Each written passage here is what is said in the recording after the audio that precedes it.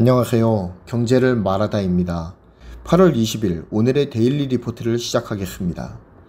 첫 번째 소식입니다. 8월 14일부터 17일까지의 긴 연휴를 마친 후 처음 열린 18일 장에서부터 오늘까지 우리나라의 증시는 가파른 하락세를 지속했습니다. 특히 사랑제일교회발 팬데믹 3차 웨이브의 직격탄을 맞았던 18일의 상황이 이어지는 것 이외에 오늘은 한 가지 더 특별한 이슈가 있었습니다.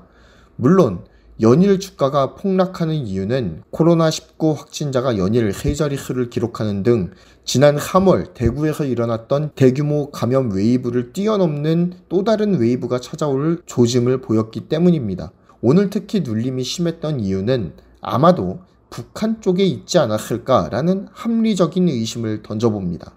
오늘 국가정보원은 북한의 국정 운영과 관련하여 김정은 국방위원장이 동생 김여정 노동당 제1부부장 등 일부 측근에게 권한을 이양하는 방식의 위임 통치를 하고 있음을 밝혔습니다. 국정원은 해당 사항을 이날 국회에서 열린 정보위원회 비공개 업무 보고를 통해 밝혔습니다. 정보위 간사인 하태경 의원은 회의 후 기자들과 만나 김여정 제1부부장의 후계 통치는 아니며 김정은 위원장이 여전히 절대 권력을 행사하지만 과거에 비해 조금씩 권한을 이양한 것이다 라고 밝혔습니다. 예를 들면 김 부부장이 대남 대미 전략 보고를 받고 다시 김 국방위원장에게 상향 보고하는 시기라는 거죠. 이러한 위임 통치의 배경으로 지목된 것이 김 국방위원장의 통치 스트레스입니다. 9년간의 통치로 인해 통치 스트레스가 극심한 것 같다는 전언입니다. 어찌되었든 북한의 지도체제에 변화가 감지되었다는 데에 외국인이 반응한 것이 아닌가라는 의심을 해봅니다. 거기에다가 권력 위임의 대상이 남북 연락사무소를 폭파하는 등의 굉장히 대남 강경 일변도의 정책을 펼치던 김여정이라는 점도 불안 요소로 작용했을 것입니다. 이러한 상황으로 인해 전체 주가가 무겁게 눌렸던 하루였습니다. 하지만 그 와중에도 방산주들은 가파르게 상승했죠. 북한 통치체제의 변화의 분위기가 한국 안보에 끼칠 영향에 대해 민감하게 반응한 결과라고 볼 수 있겠습니다. 또한 깨끗한 나라나 MH 에탄올 등 방역 관련주들의 상승도 주목할 만했습니다. 코로나19의 영향은 당분간 증시에 계속 부담을 줄 것으로 보입니다. 이번 대북 이슈 같은 경우에는 단기적 이벤트로 마무리될 가능성이 큽니다. 두 번째 소식입니다. 두 번째는 테슬라 소식을 준비해 보았는데요. 테슬라의 주가가 다시 한번 폭등했습니다. 시가총액 10위권 이내로 진입하는 데에 성공했다고 합니다. 와, 대단하네요.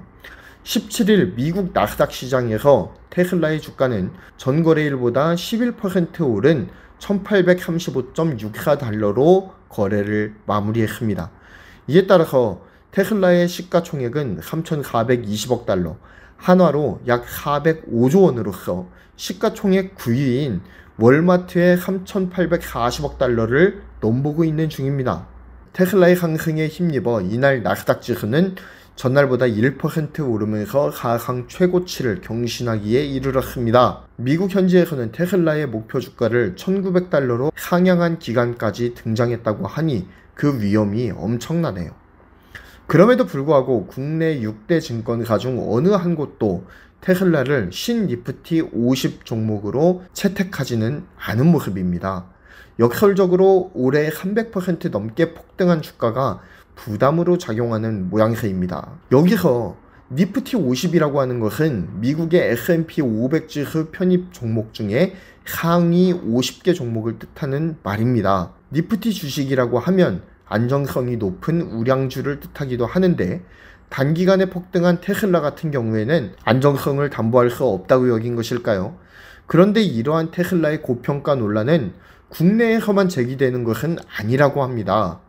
미국의 JP 모건은 테슬라에 대해 투자 의견을 비중 축소로 보았습니다. JP 모건의 라이언 블링크맨 전략가는 업계 리더인 도요타와 폭스바겐의 시가총액을 합쳐도 테슬라보다 낮은 수준이라고 합니다. 그런데 도요타와 폭스바겐은 테슬라보다 2019년 훨씬 더 많은 자동차를 팔았다라고 말했습니다.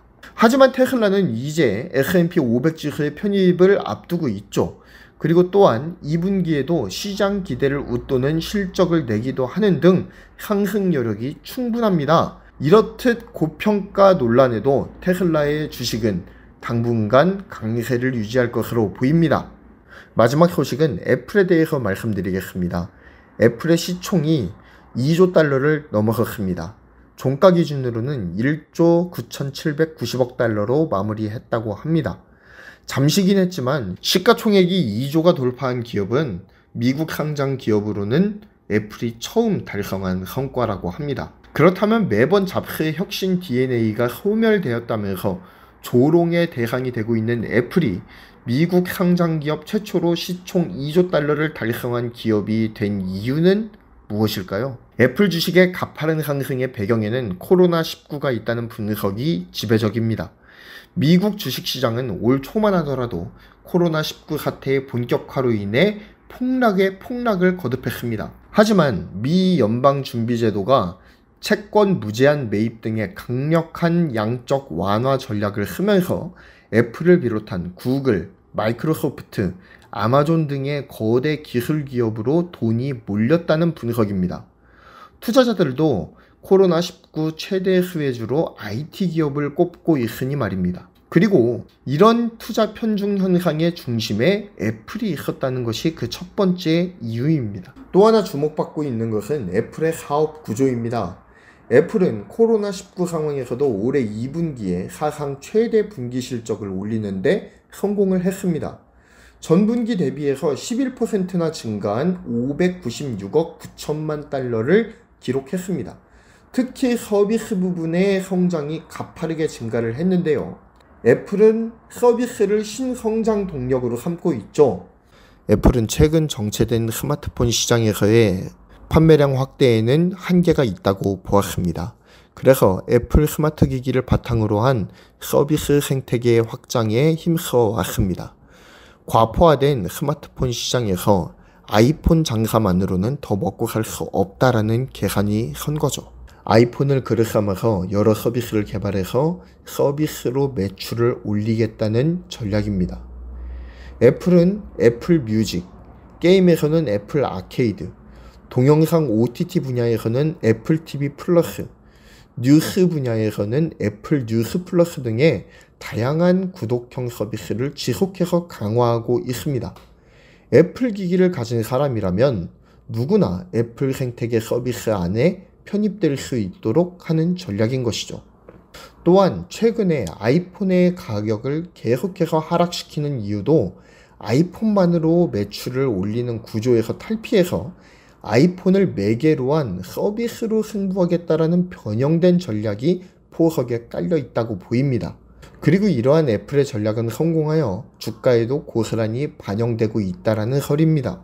삼성이 아무리 갤럭시를 잘 만들어서 잘 판다고 하더라도 갤럭시 스토어보다는 구글 플레이 스토어에 더 자주 방문하는 것과는 차이가 크죠. 삼성이 서비스 생태계 구축에 성공하지 못한다면 아무리 혁신적인 하드웨어를 만들어낸다고 하더라도 애플의 아성을 결국에는 넘지 못할 것입니다. 삼성도 이런 사업 영역 구축에 대해서는 애플에게서 더 배워야 한다는 생각이 드네요. 이상 경제를 말하다 데일리 리포트를 마무리하겠습니다. 구독, 좋아요, 알림 설정 부탁드리겠습니다. 감사합니다.